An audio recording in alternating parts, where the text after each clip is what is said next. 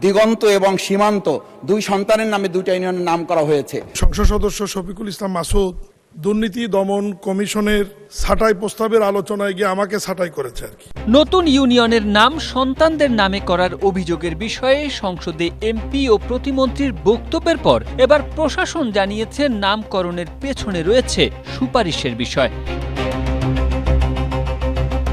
জেলা প্রশাসক মোহাম্মদ তৌফিকুর রহমান জানান, তিনি উপজেলা প্রশাসনের পাঠানো সুপারিশ ও প্রস্তাবের আলোকে গণশুনানি শেষে নতুন ইউনিয়নের গেজেট প্রকাশ করেছেন। এ বিষয়ে প্রতিমন্ত্রী তাকে কিছুই বলেনি। কয়েকজন ব্যক্তি নামগুলো প্রস্তাব করেন, তবে কারো নাম তার জানা নেই।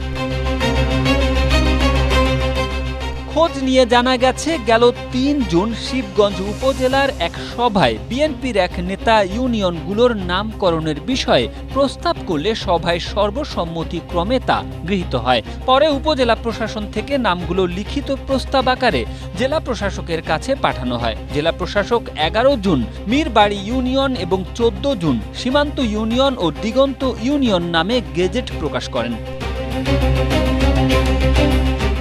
জানতে চাইলে উপজেলার নির্বাহী কর্মকর্তা ইউএনও জিয়াউর রহমান বলেন, নতুন ইউনিয়ন গঠনের প্রস্তাব এলে এ বিষয়ে ৩ সদস্য বিশিষ্ট একটি কমিটি গঠন করা হয়। কমিটির সুপারিশ জেলা প্রশাসকের কাছে পাঠানো হয়। বিএনপির স্থায়ী নেতাকর্মী ও এলাকার অনেকে বলছেন, প্রতিমন্ত্রীর পৈতৃক মীর বাড়ি এবং 2 ছেলে সীমান্ত ও দিগন্ত নামেই নতুন ইউনিয়নের নামকরণ করা হয়েছে। এসব তথ্য জানিয়ে একটি প্রতিবেদন প্রকাশ করেছে দৈনিক সমকাল। Tarek Ahmed, Asia post.